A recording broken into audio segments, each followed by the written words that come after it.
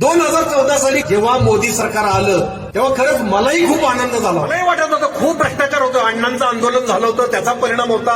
नाही आता मोदी आले पाहिजे, अच्छे दिन येणार असं वाटायला लागलं. 100 दिवसात काळा पैसा परत आणणार म्हटले ते, प्रत्येकाच्या खात्यावर 15-15 लाख येणार म्हटलं. काय नाही झालं तरी चालेल, एक पायरी जरी आपण आत्ता आहोत त्यापेक्षा वर गेलो तरी बस.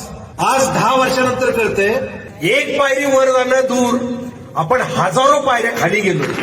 स्वातंत्र्यानंतरच्या सगळ्यात भयानक परिस्थितीत आपण तुमच्या खिशातला पैसा रोज लुटतायत ते. शेतकऱ्यांना सांगतात तुमच्या खात्यात 2000 टाकले, आपण खुश व्हायचं. भिकारी आहे का आपण? अरे आपलाच पैसा आहे तो.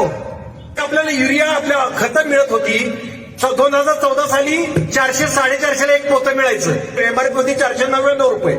आज तेच पोतं 1250 मिळतंय. त्याच्यावर एमआरपी दाखवतायत 2500. आज आपल्या धान्याला भाव काय आहे? तो वाढलाय का? तो नाही वाढलेला. इन्कम नाही वाढला आपला. तुमचे लाखो रुपये काढून घेतलेत आणि तुम्हाला 2000 रुपये महिना टाकतायत.